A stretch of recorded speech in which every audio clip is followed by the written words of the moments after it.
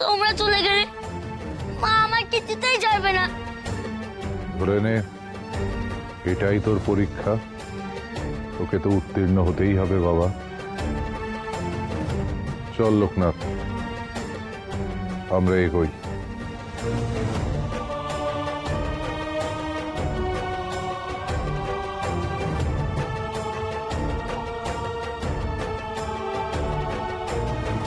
কেন আমায় যেতে দিলে না? কেন দিব্যিতে আটকে দিলে? তোর গুরুদেবের কথায় বেশি নাচিস না, বুঝেছিস? আমি তোকে বিয়ে ছাড়া এখন আর অন্য কোনো কিচ্ছুর অনুমতি দেবো না। পাত্রীপক্ষ যদি রাজি থাকে তবে আজ নয়তো কাল তোর বিয়ে আমি দেবই। না, আমি বিয়ে করবো না। ছাড়ো, ছাড়ো বলছি। থাম, চলে আয় আমার সঙ্গে। ছাড়ো না। একটি কথা বলবি না তুই। আমাকে ঢোক ছাড়ো। ঘরের ভিতর। আমাকে ছাড়ো। শোন, আমার কথার অবাধ্য হয়েছিস কি? তোকে আমি এই ঘরের ভিতরেই আটকে রেখে দেবো যতক্ষণ না লোকনাথ হিমালয় যাচ্ছে। আমি বিয়ে করবো না। দরজা খোলো। ছেলেটার সঙ্গে এটা কি ঠিক করছো? এত জবরদস্তি করলে যদি হিতে বিপরীত হয়? যা করেছি ঠিক করেছি আমি। আমি লোকটা তার গুরুদেবের কাছে যাবো। বিয়ে করবো না। দরজা খোলো। আমি ছেলের বিয়ে দিয়েই ছেলেকে ঘরের ভিতর আটকে রাখবো, বুঝেছো? আর ওই যে লোকনাথ কুটেছে ওই চালেই আমার ছেলের বের খ্যাটন হবে। আজকে একখানা শুভ দিন, যাও গিয়ে পাকা কথা কেনা সেরে এসো। তারপর দেখি আমার ছেলেকে আমার থেকে কে কাটতে পারে। আমি বিয়ে করবো না। খোলো দরজা।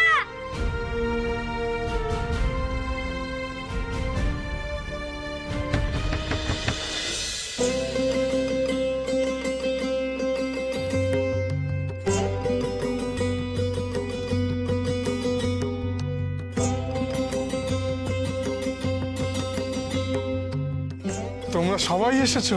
বারে লোকনাথ আমাদের মঙ্গলের জন্য ভিক্ষাপাত্র হাতে নিয়ে বেরিয়েছে। আমরা কি বসে থাকতে পারি? তাই কি হয়? আমরা আজ সবাই পথে ঘুরে ঘুরে ওর সাথে ভিক্ষা করব। নিজেদের ঘরে যা ছিল সব এনেছি। একেই বলে ভগবানের টান গো। আমি বলেছিলাম না, তিনি তার অন্নের জোগাড় নিজেই ঠিক করে নেবেন। চলো গো চলো, আজ যে নরনারায়ণ আমাদের ভিক্ষার ঝুলি উজাড় করে দেবেন।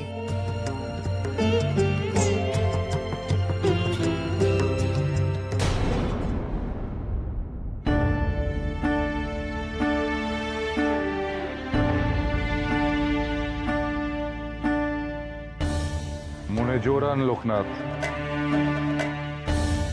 যে কাজে তুই হাত দিয়েছিস সেই কাজে তোকে সফল হতেই হবে।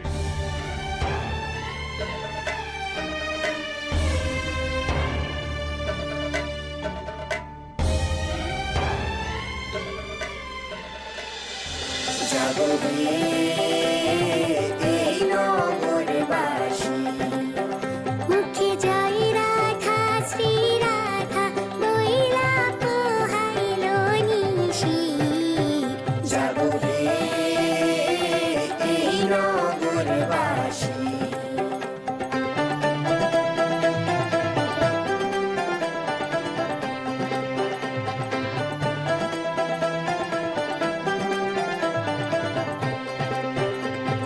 পূবেতে বন্দনা করি পূবের দিবাকর।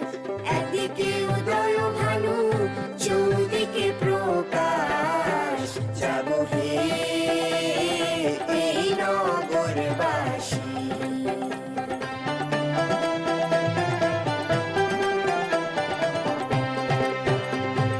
দক্ষিণে বন্দনা করি কালিদাস সাগর।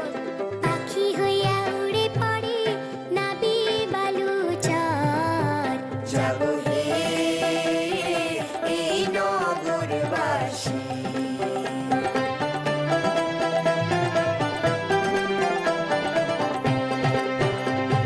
পশ্চিমে বন্দনা করি ঠাকুর জগন্নাথ।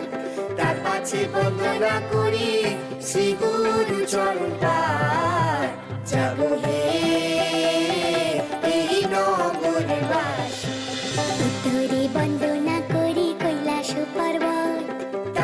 পাচ্ছে বন্দনা করি শিবগুড়ির বসন জাগো হে এই নগরবাস।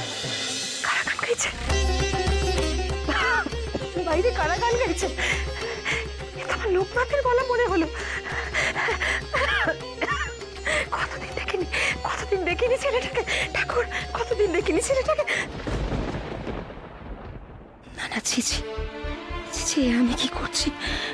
আমি তো ওর সামনে যেতেই পারি না। না না, পারি না।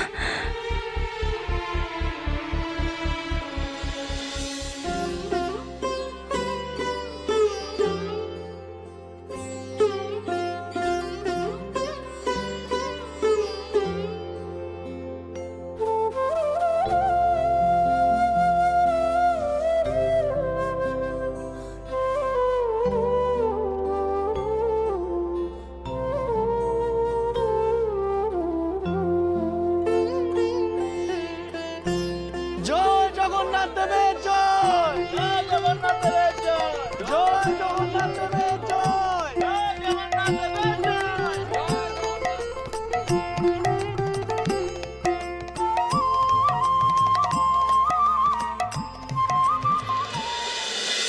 আমার থেকে তো সব কেড়ে নিয়েছো ঠাকুর, তাহলে এই প্রাণটা কেন কেড়ে নিচ্ছ না?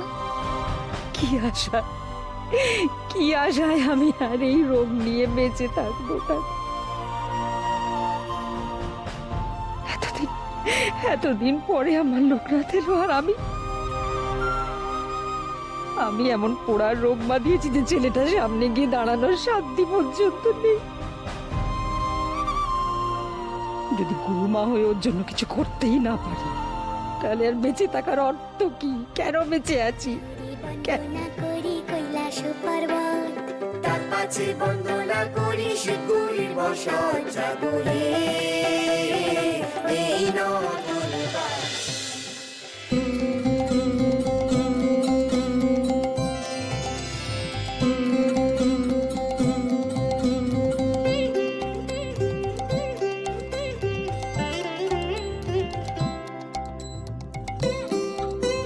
দেখো লোকনাথ, সবাই জাতপাতের বিভেদ ভুলে কেমন আমাদের আমাদের ভিক্ষার ঝুলি ভরে দিচ্ছে। এটাই তো চেয়েছিলাম গো দিন দাদা, জগন্নাথ দেবের পুজোর দিন যেন মানুষের সঙ্গে মানুষের কোনো ভেদ না থাকে। সবাই কত কষ্ট করে আমাকে ভিক্ষা দিতে এসেছে গুরুদেব, আমাকে নামাও না গো। ওরা এত কষ্ট করে ভিক্ষা দিতে এসেছে,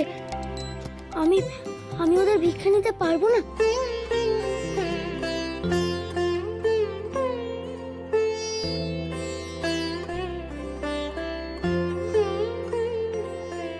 তোমরাও এসেছো আমাকে ভিক্ষা দিতে? ভিক্ষে নয় গো ছোট ঠাকুর, তোমার ঝুলিতে যদি এই সামান্যটুকু দিতে পারি, তাহলে যে আমাদের জীবন ধন্য হয়ে যাবে।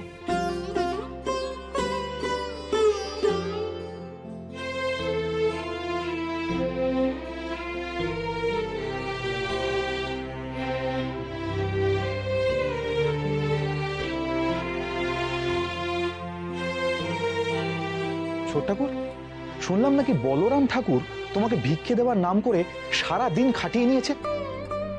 মানুষটার কি কোনো দয়া মায়া নেই নাকি?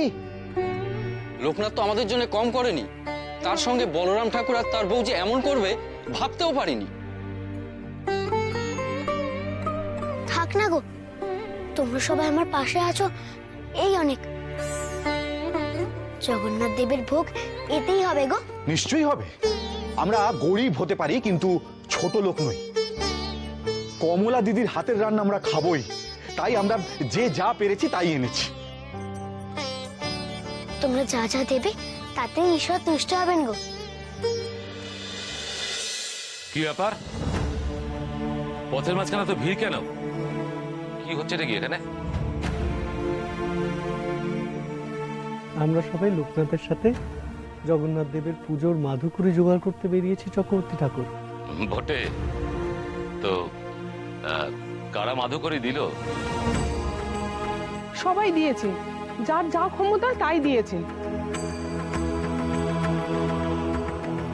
এই দিয়ে ভোগ হবে? এ তো দেখছি খুদকুড়ো, লাউ, কুমড়ো, কচু, কলা।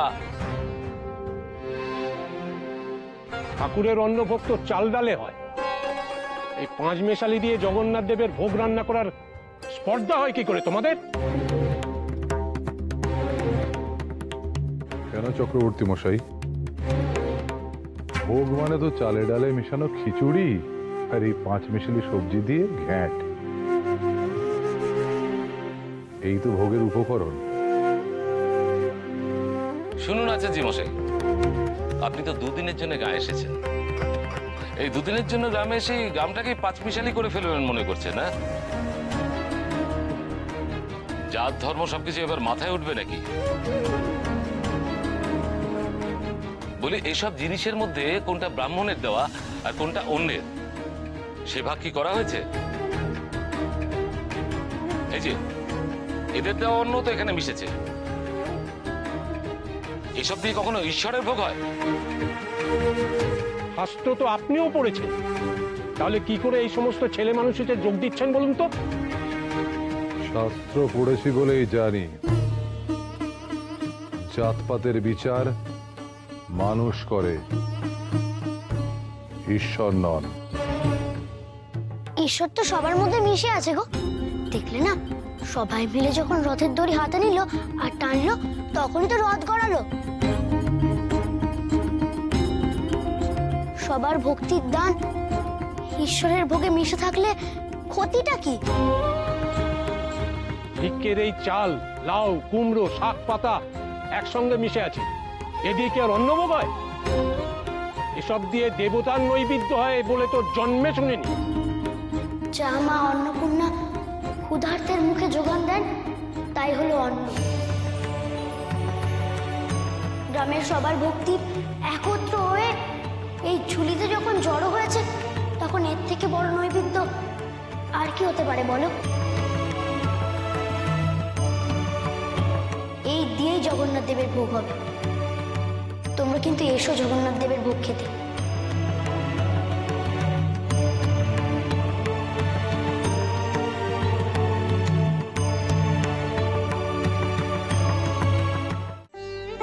হ্যাঁ রে অন্য, লোকনাথ রাজা এখনো এলো না। তবে কি ও বেনি বাড়ি থেকে এখনো ছাড়া পায়নি? আমি কি একবার দেখে আসি গিন্নিমা, ওদিকে কি হলো? না গেলে তো জানতেও পারছি না। বেশ। জয় জগন্নাথ দেবের জয়। ওই তো লোকনাথরা এসে পড়েছে। জয় নন্দগোপালের জয়, জয় নন্দগোপালের জয়। গিন্নিমা গো, দেখো আমাদের লোকনাথ কেমন ঝুড়ি ভরে জগন্নাথ ঠাকুরের অন্নভোগ জোগাড় করেছে ভিক্ষে করে।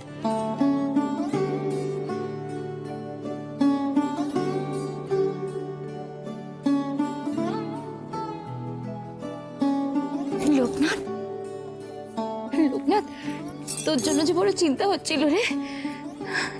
শুনলাম সাবিত্রী নাকি তোকে হাড় খাটুনি খাটিয়েছে। দেখ তো মুখটা কেমন শুকিয়ে গেছে তোর।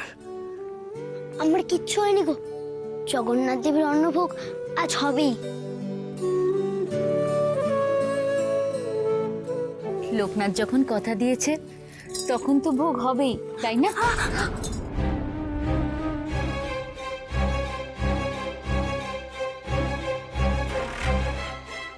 কি হয়েছে লোকনাথ? ও কিছু না। কিছু না তো, ওরকম ব্যথায় কুকিয়ে উঠলি কেন? সারাদিন ধরে ধান কুটেছে আপনাদের লোকনাথ গিন্নিমা, বেচারার হাতে পায়ে আর একদম সার নেই।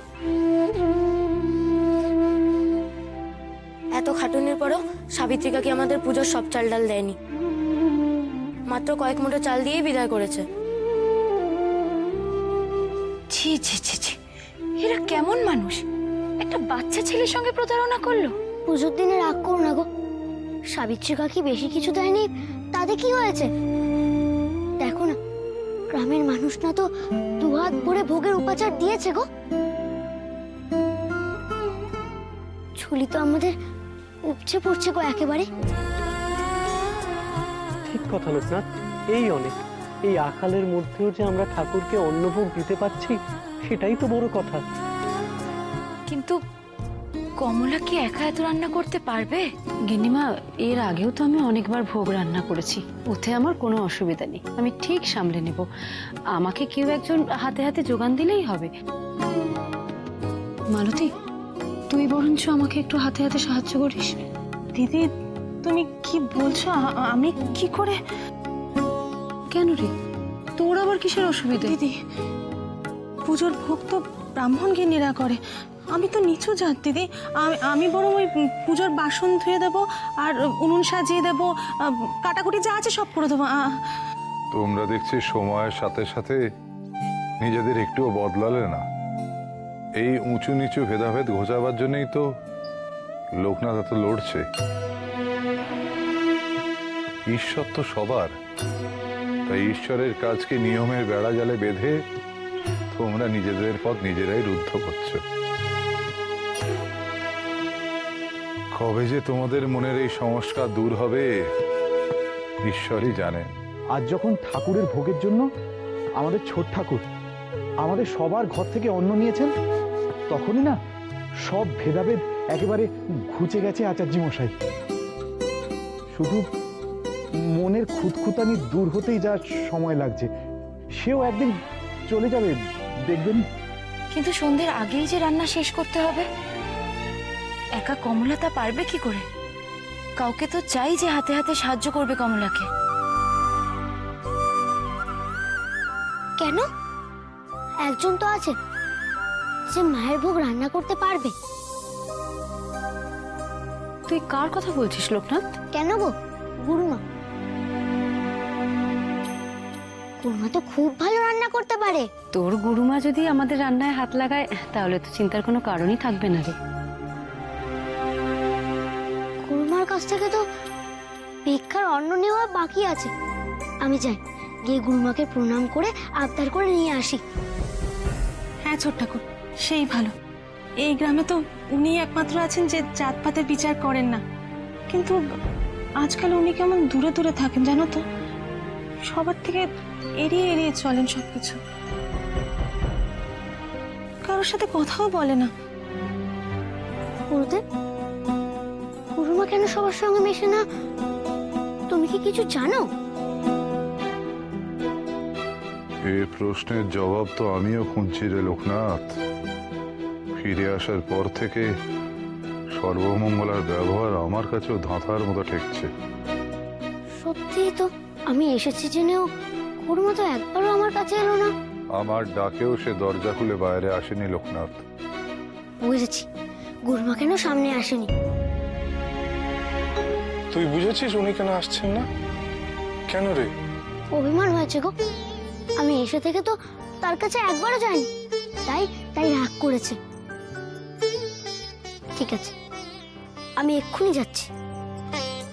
গুরুমার রাগ ভাঙিয়ে ভোগ রান্না করার জন্য একবারে রাজি করে নিয়ে আসবো গো।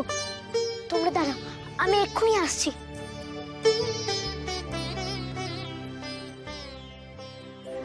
লোকনাথ এত কষ্ট করে যাচ্ছে, কিন্তু সর্বমঙ্গলা যদি দরজা না খোলে তাহলে ছেলেটা যে আরো কষ্ট পাবে। সবার থেকে নিজেকে দূরে সরিয়ে রেখে আমিও কি কম কষ্ট পাচ্ছি?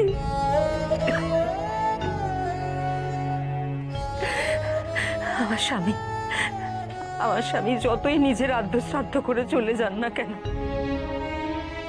কিন্তু আমি সারা জীবন ধরে ওনার দীর্ঘ জীবন কামনা করব।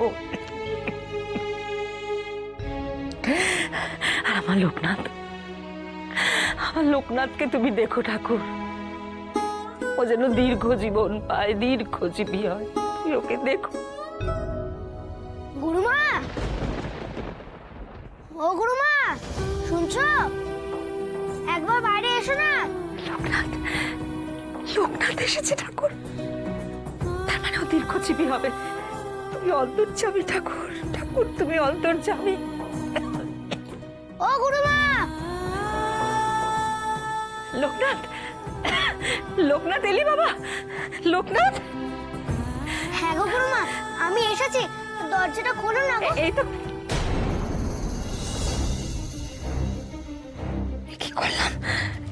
কি করলাম আমি? লোকনাথকে সাড়া দিয়ে ফেললাম কেন? তো কিছুতেই দরজা খুলতে পারবো না, কিছুতেই দরজা খুলতে পারবো না। বাবা, আমি ঠাকুরের সন্ধে দেব বলে সব গোছাচ্ছিলাম, হাত তো জোড়া, কি করে খুলবো বল? ঠিক আছে গো, আমি না হয় একটু অপেক্ষা করছি। তুই বুঝি কোনো দরকারে এসেছিস বাবা? আমি যে তোমাকে জগন্নাথ দেবের ভোগের কথা বলতে এসেছিলাম গো। জানো, আজকে সারা গাঁ জগন্নাথ দেবের ভোগের উপকরণ দিয়েছে। তুমি তো আমার গুরুমা, তুমি কি আমায় ভিক্ষা দেবে না গো? তোমার হাতের কাজ শেষ করে তাড়াতাড়ি দরজাটা খোলো দেখি। এসে থেকে তো তোমার সঙ্গে দেখাও হয়নি, আর প্রণামও করা হয়নি। তোমায় প্রণাম করে ভিক্ষা নিয়ে গেলে তবেই যে মা রান্না শুরু করতে পারবে গো।